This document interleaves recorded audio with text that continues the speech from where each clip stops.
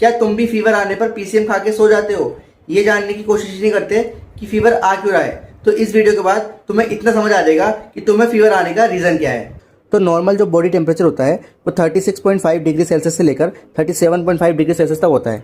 अगर हम axillary temperature लेंगे तो वो 0.5 डिग्री सेल्सियस लोअर होगा।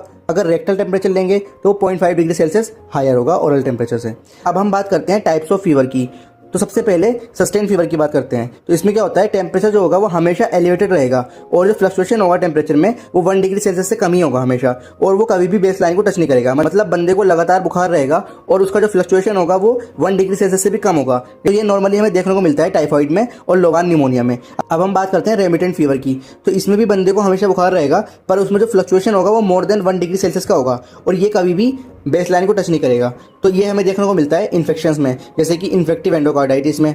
ठीक है, अब इसके बाद बात करते हैं हम इंटरमिटेंट फीवर की। तो इसमें क्या होता है, जब फीवर होता है वो कुछ घंटे के लिए होता है, उसके बाद वो नॉर्मल हो जाता है, जैसे कि मलेरिया में होता है, सेप्सिस में होता है। अब बात करेंगे रिलैप्सिंग फीवर की। तो इसमें क्या होगा, फीवर आएगा फिर चला जाएगा फिर दोबारा आएगा, जैसे कि लाइम्स डिजीज़ में होता है। ठीक है, और भी कई सारी डिजीज़ होती हैं जिसमें ये देखते हैं, जैसे कि बोरेलिया में होता है। अब हम बात करते हैं कुछ स्पेसिफिक कंडीशंस की जो फीवर के साथ होती हैं। अगर ऐसा कुछ होता है तो हमें सिर्फ उसी के बारे में सोचना है। जैसे कि अगर फीवर के साथ हमें ठंड लगती है, चिल्स आते हैं, तो हम मलेरिया और सेप्सिस के बारे में सोच सकते हैं। मतलब कि अगर फीवर के साथ चिल्स होगा तो हम ब्लड स्ट्रीम इन्फेक्शन के बारे में सोचेंगे। अगर फीवर के बाद पसीना आता है, स्वेट्स आते हैं, तो हम ट्यूबरक्लोसिस के बारे में सोचेंगे या फिर मलेरिया के बारे में सोचेंगे। क्योंकि ट्यूबरक्लोसिस में क्या होता है, नाइट स्वेट होते हैं, और मलेरिया में क्या होता है, फीवर के बाद स्वेट्स आते हैं। अब अगर फीवर के साथ रैश देखने को मिलते हैं तो हम डेंगू या फिर टाइफाइड के बारे में सोच सकते हैं।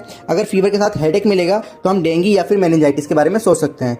तो इस वीडियो को अपने दोस्तों को शेयर करो और ऐसे ही और वीडियोज़ के लिए मुझे फॉलो कर सकते हो।